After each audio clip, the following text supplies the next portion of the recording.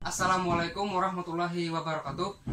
Kami dari kelompok 5 pembelajaran tematis kelas 4C PGSD yang beranggotakan Muhammad Nurrahman, saya sendiri. Kemudian ada Elsa Amalia, Siti Mutiatul Azizah, Nurul Fadilah, Fitriani, Tasya Kamina, Muhammad Reza, dan yang terakhir Siti Nur Hafizah Amalia. Ya, itu tadi perkenalan dari kelompok kami. Selanjutnya silahkan cek video presentasi dari kami. Ya, di sini saya sebagai pemateri pertama. Jadi saya akan menjelaskan apa yang dimaksud dengan RPP, Rencana Pelaksanaan Pembelajaran. Jadi RPP itu adalah suatu prosedur atau suatu strategi untuk menentukan langkah-langkah dalam melakukan proses belajar dan pembelajaran yang ditetapkan dalam standar isi dan dijabarkan dengan menggunakan silabus. Kemudian RPP ini minimalnya harus terdapat tujuan pembelajaran, standar belajar, dan penilaian hasil belajar. Nah, jadi itu pengertian dari RPP. Kemudian tata cara penyusunan RPP. Yang pertama itu ada komponen RPP yang terdiri dari identitas mata pelajaran yang meliputi satuan pendidikan, kelas, semester, program studi, mata pelajaran atau tema pelajaran, serta jumlah pertemuan. Ya, yang kemudian ada standar kompetensi. Jadi standar kompetensi ini adalah kualifikasi kemampuan minimal yang harus dicapai oleh siswa, yaitu baik dalam hal pengetahuan, sikap, dan penilaian pada suatu mata pelajaran yang dicapai pada setiap kelas atau pada setiap semester. Ya, yang ketiga kemudian ada kompetensi dasar. Jadi kompetensi dasar ini adalah kemampuan yang harus dicapai oleh peserta didik pada suatu mata pelajaran, dan biasanya kompetensi dasar ini dijadikan sebagai rujukan pada suatu mata pelajaran. Jadi demikian presentasi dari saya, kemudian akan dilanjutkan oleh Siti Mutiatul Azizah. Terima kasih. Assalamualaikum warahmatullahi wabarakatuh. Perkenalkan, nama saya Siti Mutiatul Azizah. Saya akan melanjutkan penjelasan mengenai komponen rencana pelaksanaan pembelajaran. Nah, jadi yang keempat itu ada indikator pencapaian kompetensi. Jadi indikator pencapaian kompetensi ini merupakan pecahan dari kompetensi dasar, di mana dalam satu kompetensi dasar itu akan melahirkan beberapa indikator, di mana dalam indikator itu memuat kata kerja operasional yang ada biasanya pada taksonomi Bloom. Kemudian indikator itu merupakan perilaku yang dapat diukur untuk menunjukkan ketercapaian kompetensi dasar. Lalu yang kelima ada tujuan pembelajaran. Nah, tujuan pembelajaran itu merupakan gambaran dari apa sih keberhasilan yang ingin dicapai pada saat proses pembelajaran. Lalu yang keenam ada materi ajar. Jadi materi ajar ini merupakan materi yang akan dipelajari selama proses pembelajaran berlangsung, di mana dalam materi ajar ini dibuat dalam beberapa butir. Itu juga berhubungan atau berkaitan mengacu pada kompetensi dasar yang ingin dicapai. Lalu yang ketujuh ada alokasi waktu. Untuk alokasi waktu itu sesuai dengan keperluan dalam pembelajaran. Jadi seberapa lama waktu yang akan dilakukan dalam proses pembelajaran itu termuat di dalam rencana pelaksanaan pembelajaran atau RPP. Lalu yang kedelapan ada metode pembelajaran. Nah, untuk metode pembelajaran itu sendiri sesuai dengan keperluan dari siswa dan untuk pencapaian kompetensi dasar. Jadi dalam metode pembelajaran itu memuat tentang pendekatan, model-model pembelajaran yang akan dilaksanakan pada saat kegiatan pembelajaran berlangsung. Hal ini menitik beratkan pada karakter siswa seperti apa, itu akan disesuaikan dalam metode pembelajaran yang digunakan dalam rencana pelaksanaan pembelajaran. Lalu yang kesembilan ada kegiatan pembelajaran. Nah, untuk kegiatan pembelajaran itu sendiri ada 3 langkah-langkah kegiatan pembelajaran yang harus dilakukan dalam proses pembelajaran, yaitu yang pertama ada pendahuluan, yang kedua ada kegiatan inti, dan yang ketiga ada kegiatan penutup. Nah, untuk pendahuluan itu merupakan kegiatan awal pada saat proses pembelajaran. Misalnya ketika guru mengajak siswa untuk berdoa, kemudian guru melaksanakan absensi, guru membangkitkan motivasi siswa misalnya. Kemudian untuk kegiatan inti, nah kegiatan inti ini berhubungan dengan metode pembelajaran tadi, di mana dalam metode pembelajaran tadi kan ada model-model yang digunakan dengan langkah-langkah dan sintak-sintaknya masing-masing, itu dijalankan pada saat kegiatan inti dilaksanakan. Kemudian ada kegiatan penutup, yaitu kegiatan terakhir. Biasanya ini diadakan seperti misalnya penarikan kesimpulan dari guru maupun siswa, kemudian ada pemberian punishment kepada siswa, lalu yang misalnya ada berdoa, itu merupakan kegiatan penutup. Nah, komponen yang lain adalah komponen yang ke-10, yaitu penilaian hasil akhir, dan yang ke-11 adalah sumber belajar, akan dijelaskan oleh teman saya. Assalamualaikum warahmatullahi wabarakatuh. Perkenalkan, nama saya Elsa Amalia. Di sini saya akan melanjutkan presentasi dari teman saya yang sebelumnya. Komponen selanjutnya itu ada penilaian hasil belajar. Instrumen penilaian hasil belajar dapat disesuaikan dengan indikator pencapaian kompetensi dan mengacu pada standar penilaian. Berikutnya ada sumber belajar. Penentuan sumber belajar dapat disesuaikan dengan standar kompetensi, kompetensi dasar, materi pembelajaran, kegiatan pembelajaran, dan indikator. Dan selanjutnya ada langkah-langkah penyusunan RPP. Yang pertama itu mencantumkan identitas yang terdiri dari nama sekolah, kelas, semester, standar kompetensi, kompetensi dasar, indikator, dan alokasi waktu. Berikutnya ada yaitu merumuskan tujuan. Jika pembelajaran memerlukan lebih dari 1 kali waktu pertemuan, ada baiknya tujuan pembelajaran juga dibedakan berdasarkan waktu pertemuan, agar setiap pertemuan dapat memberikan sebuah hasil. Dan yang terakhir yaitu menentukan materi pembelajaran. Untuk mempermudah kita dalam menentukan materi pembelajaran, kita dapat mengacu pada indikator. Assalamualaikum warahmatullahi wabarakatuh. Perkenalkan, nama saya Nurul Fadila, nomor absen 27. Di sini saya ingin menjelaskan mengenai lanjutan materi tentang langkah-langkah penyusunan RPP. Nah, langsung saja pada poin keempat, yaitu menentukan metode pembelajaran.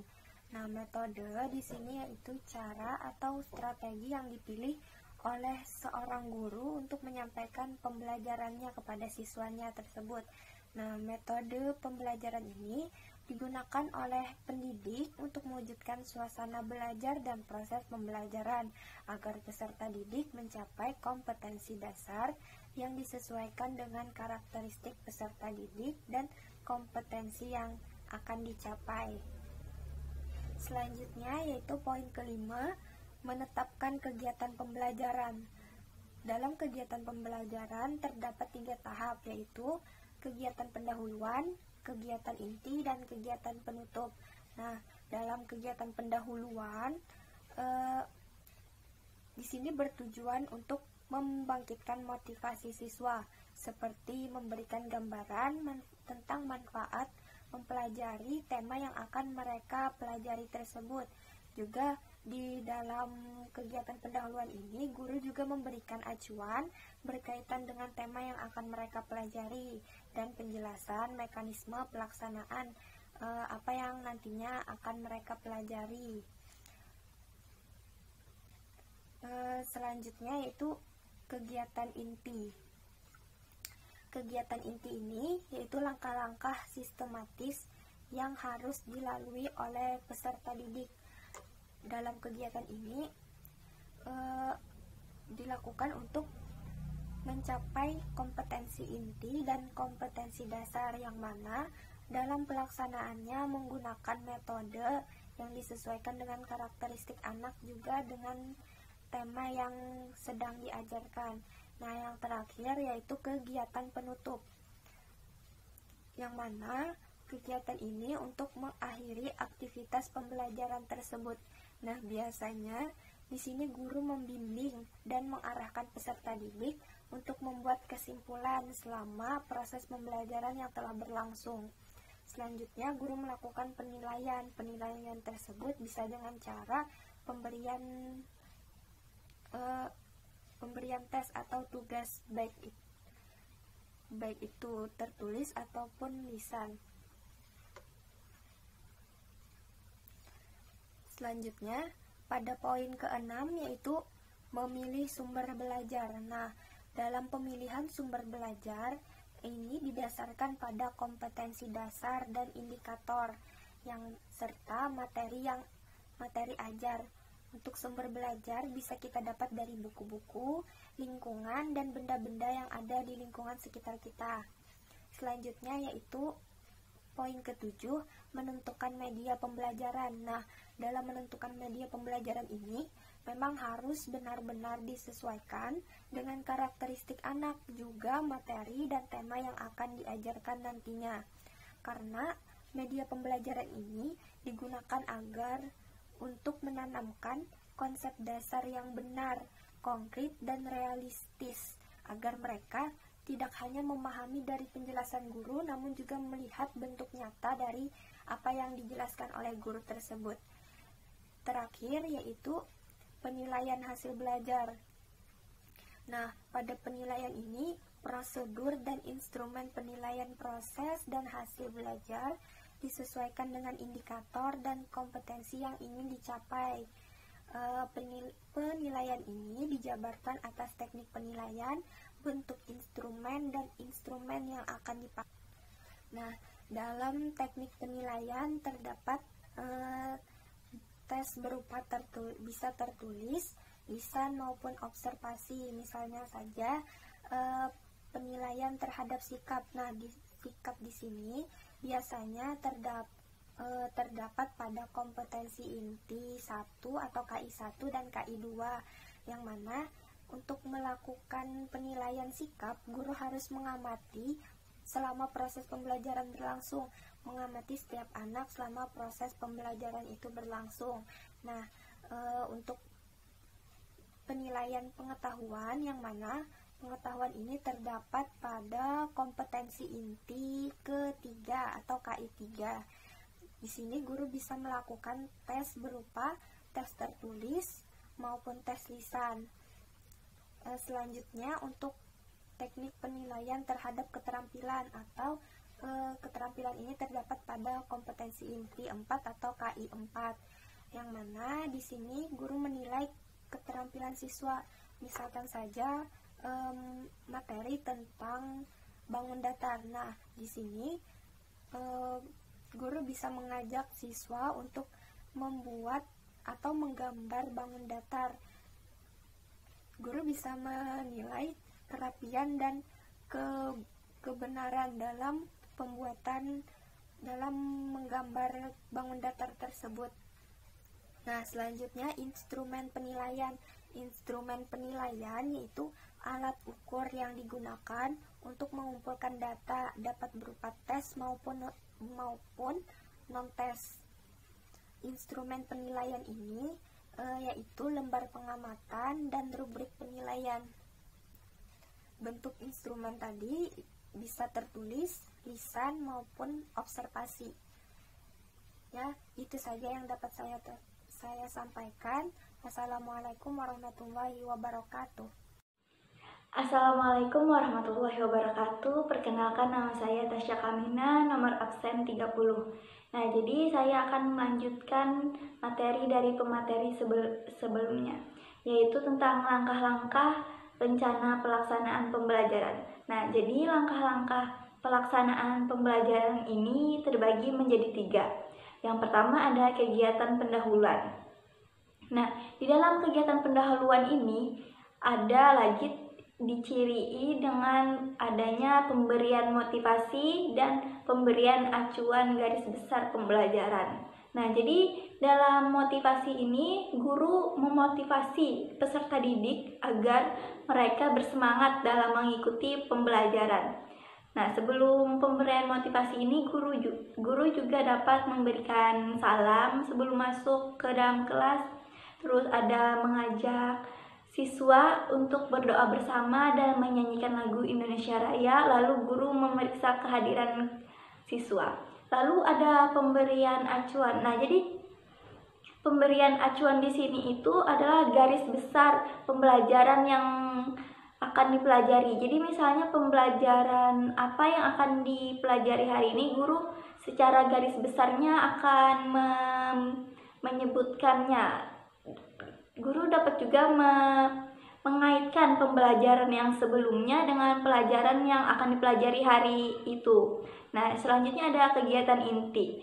Nah, di kegiatan inti ini adalah kegiatan untuk mencapai kompetensi inti dan kompetensi dasar yang diiringi dengan menggunakan metode, model, strategi, dan pendekatan. Nah, jadi untuk mencapai keberhasilan di kompetensi inti dan kompetensi dasar, seorang guru itu harus menggunakan model, metode, pendekatan, strategi yang sesuai dengan karakteristik anak dan juga tentang materi pembelajaran hari itu. Nah, jadi seorang guru itu harus dapat mengetahui karakteristik anak untuk menggunakan model tersebut. Misalkan model pembelajaran tersebut tidak cocok, berarti pembelajaran yang disampaikan itu akan tidak dapat ditangkap mereka semua. Palingan hanya sebagian peserta didik saja yang menangkapnya. Nah, jadi kita itu harus menyesuaikan model pembelajaran yang kita gunakan dengan karakteristik anak tersebut. Nah, biasanya untuk metode yang digunakan itu ada metode ceramah, diskusi, dan tanya jawab. Nah, selanjutnya ada kegiatan penutup. Nah, di dalam kegiatan penutup ini biasanya seorang guru itu akan membuat kesimpulan atau merefleksi bersama siswa. Bersama-sama mereka membuat kesimpulan tentang pembelajaran apa yang dipelajari hari itu. Nah, lalu mereka akan mengadakan tanya jawab. Nah, jadi tanya jawab di sini seorang guru dapat menanyakan apa saja yang belum dipahami dari pembelajaran hari ini. Lalu guru tersebut dapat juga kita meminta kepada siswa yang lain untuk menjawab pertanyaannya. Nah, jadi di situ kita akan melakukan tanya jawab. Jadi yang bertanya siswa, yang menjawab bisa siswa. Lalu kita memberikan penguatan terhadap jawaban mereka tersebut. Lalu kita juga dapat melakukan penilaian. Nah, penilaian di sini misalnya kita memberi mereka tugas tambahan di rumah. Nah, lalu setelah itu kita dapat berdoa bersama-sama dan menutup pelajaran hari itu. Ya, sekian dari saya. Terima kasih. Assalamualaikum warahmatullahi wabarakatuh. Perkenalkan, nama saya Fitriani, nomor absen 31 dari kelompok 5 pembelajaran tematis. Jadi di sini saya ingin menjelaskan tentang prinsip-prinsip penyusunan RPP menurut kurikulum 2013. Jadi ada beberapa prinsip penting yang harus diperhatikan seorang guru saat ingin menyusun RPP. Jadi yang pertama itu, RPP disusun oleh guru sebagai terjemahan dari ide kurikulum dan berdasarkan silabus yang telah dikembangkan di tingkat nasional ke dalam bentuk rancangan proses pembelajaran untuk direalisasikan dalam pembelajaran. Nah, jadi untuk membuat RPP, guru itu harus mampu menerjemahkan ide-ide yang dimuat dalam kurikulum 2013. Yang mana penerjemahan ide-ide itu didasarkan pada silabus yang telah disiapkan oleh pemerintah pusat, Departemen Pendidikan dan Kebudayaan, dan nantinya kemampuan menerjemahkan ide itu akan terlihat saat guru mengembangkan RPP serta menyesuaikan apa yang dinyatakan dalam silabus dengan kondisi di satuan pendidikan, baik itu kemampuan awal peserta didik, minat, motivasi belajar, bakat, atau potensi, gaya belajar mereka, kebutuhan khusus, kecepatan dalam belajar, budaya, norma, nilai, ataupun lingkungan peserta didik. Terus Yang kedua, RPP itu dibuat pastinya selalu mengedepankan perencanaan belajar yang nantinya dalam proses belajar mengajar itu akan mendorong partisipasi aktif dari peserta didik. Nah, jadi RPP yang dibuat oleh guru tidak boleh menyimpang dari tujuan kurikulum 2013. Seperti yang kita tahu, tujuan dari kurikulum 2013 itu untuk menghasilkan siswa yang menjadi manusia yang mandiri, tak henti belajar atau belajar sepanjang hayat,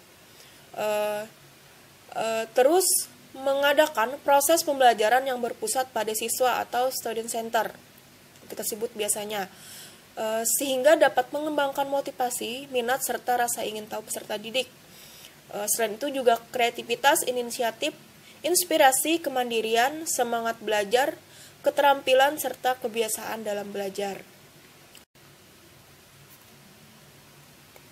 Selanjutnya, pengembangan RPP yang baik tentunya mengedepankan proses pembelajaran yang mengembangkan budaya membaca dan menulis pada diri peserta didik. Jadi tentunya seorang guru itu dalam menyusun RPP harus juga mengembangkan kegemaran peserta didik dalam hal membaca serta pemahaman beragam bacaan dan berekspresi dalam berbagai bentuk tulisan, misalnya seperti puisi ataupun tulisan-tulisan lainnya. Terus jadi di dalam RPP itu juga terdapat cara-cara dan langkah-langkah yang dapat dilakukan oleh guru untuk memberi umpan balik atau feedback, serta tindak lanjut atau follow up, yang mana nanti RPP itu membuat rancangan program pemberian umpan balik positif, jadi positive feedback, serta penguatan atau reinforcement, pengayaan dan remedi. Nah, tapi dalam hal ini pemberian pembelajaran remedi harus dilakukan guru setiap saat setelah suatu ulangan atau ujian dilakukan. Kemudian itu hasilnya dianalisis dan kelemahan setiap peserta didik itu dapat diidentifikasi. Jadi pembelajaran itu diberikan sesuai dengan kelemahan peserta didik. Terus yang kelima itu perancangan RPP juga harus memperhatikan keterkaitan dan keterpaduan antara materi pembelajaran yang satu dengan materi pembelajaran yang lainnya. Jadi sedemikian rupa RPP itu mempunyai keterkaitan serta keterpaduan antara KI dan juga KD-nya. Materi pembelajaran, kegiatan pembelajaran, penilaian, dan sumber belajar menjadi satu kesatuan yang utuh sehingga membentuk pengalaman belajar yang bermakna bagi siswa itu sendiri. Terus RPP yang disusun dengan mengakomodasikan pembelajaran tematik, keterpaduan lintas mata pelajaran untuk sikap dan keterampilan dan keragaman budaya. Jadi yang terakhir itu juga dalam menyusun RPP kita harus juga menerapkan teknologi informasi dan komunikasi. Nah, jadi RPP itu disusun dengan mempertimbangkan penerapan teknologi informasi dan komunikasi terintegrasi, sistematis, serta efektif sesuai dengan situasi dan kondisi yang ada di satuan pendidikan itu tersebut. Jadi itu saja penjelasan dari saya tentang prinsip-prinsip yang harus diperhatikan dalam penyusunan RPP menurut kurikulum 2013. Sekian dari saya. Terima kasih. Wassalamualaikum warahmatullahi wabarakatuh. Ya, selanjutnya saya akan melanjutkan presentasi dari teman saya. Di sini saya akan menyampaikan perbedaan antara RPP KTSP dengan RPP kurikulum 2013. Dapat kita jabarkan sebagai berikut. 1. Di dalam KTSP tidak terdapat kompetensi inti, hanya terdapat standar kompetensi dan kompetensi dasar. Sedangkan dalam kurikulum 2013 terdapat kompetensi inti yang menggantikan standar kompetensi tersebut. 2. Dalam KTSP, mata pelajaran tertentu mendukung kompetensi tertentu juga. Sedangkan dalam kurikulum 2013, tiap mata pelajaran mendukung semua kompetensi yang ada, mencakup sikap, keterampilan, dan pengetahuan. Dalam KTSP, mata pelajaran dirancang berdiri sendiri dan memiliki kompetensi dasar tersendiri. Sedangkan dalam kurikulum 2013, mata pelajaran dirancang terkait satu dengan yang lain dan memiliki kompetensi dasar yang diikat oleh kompetensi inti. 4. Dalam KTSP, pelajaran bahasa Indonesia sejajar dengan mata pelajaran yang lain. Sedangkan dalam kurikulum 2013, bahasa Indonesia hanya sebagai penghela atau penghubung mata pelajaran yang lain yang mencakup sikap dan keterampilan berbahasa. 5. Dalam KTSP, tiap mata pelajaran diajarkan dengan pendekatan yang berbeda. Sedangkan dalam kurikulum 2013, semua mata pelajaran dengan pendekatan yang sama, yaitu saintifik, melalui mengamati, menanya, mencoba, dan menalar. 6. Dalam KTSP, tiap jenis konten pembelajaran diajarkan secara terpisah. Sedangkan kurikulum 2013 bermacam-macam jenis konten yang dapat diajarkan terkait dengan terpadu satu sama lain. Konten ilmu pengetahuan diintegrasikan dan dijadikan penggerak konten pembelajaran lainnya. Mungkin itu saja presentasi saya lanjutkan kepada saudari Amali. Assalamualaikum warahmatullahi wabarakatuh. Perkenalkan, nama saya Siti Nurhafizah Amali, nomor absen 44. Di sini saya akan melanjutkan penjelasan tentang perbedaan antara RPP KTSP dengan RPP kurikulum 2013. Dimulai dengan yang nomor 7, yaitu pada KTSP pembelajaran kelas 1-3 sekolah dasar belum menggunakan tematik, yang mana pembelajarannya ini masih terpisah per mata pelajarannya. Sedangkan pada ke-13 kelas 1-3 sekolah dasar pembelajarannya menggunakan tematik integratif, yang mana pembelajaran tematik integratif ini dilaksanakan menggunakan berbagai tema sebagai pemersatu pembelajaran. Dalam pembelajaran tematik integratif ini, tema merupakan alat atau wahana untuk mencapai tujuan.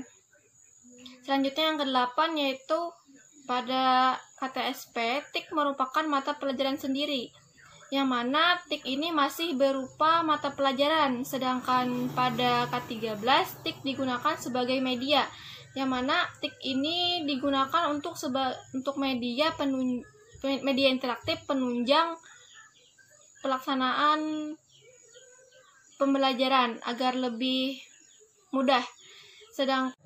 Terus yang ke-9 ada pada KTSP, Bahasa Indonesia sebagai pengetahuan, yang mana mata pelajaran Bahasa Indonesia ini membangun konsep ejaan maupun bacaan yang mengenai cara penggunaan tanda baca dan sebagainya. Sedangkan pada K13, Bahasa Indonesia ini menjadi alat komunikasi untuk mengaitkan berbagai materi pembelajaran dari beberapa mata pelajaran, sehingga Bahasa Indonesia menjembatani terpadunya materi dalam suatu tema. Selanjutnya yang ke-10, yaitu pada SMA berdasarkan pada KTSP masih menggunakan istilah penjurusan seperti IPA, IPS, dan bahasa. Sedangkan pada K13 hanya ada pelajaran wajib, peminatan, antar minat, dan pendalaman minat. Pembelajaran wajib di sini adalah bagian dari pendidikan umum untuk semua siswa guna memberikan pengetahuan tentang bangsa, sikap berbangsa, dan kemampuan untuk mengembangkan kehidupan siswa dalam berbangsa dan bermasyarakat. Terus ada peminatan. Peminatan di sini adalah keputusan yang dilakukan siswa untuk memilih kelompok mata pelajaran sesuai minat dan kemampuan siswa tersebut pada saat di bangku SMA. Terus ada antar minat. Antar minat di sini siswa diberi kesempatan mengambil mata pelajaran dari kelompok peminatan lain. Terus ada pendalaman minat. Nah, pendalaman minat di sini siswa diberi kesempatan mendalami mata pelajaran pada kelompok peminatannya. Selanjutnya yang ke-11, yaitu pada KTSP, SMA dan SMK tanpa kesamaan kompetensi.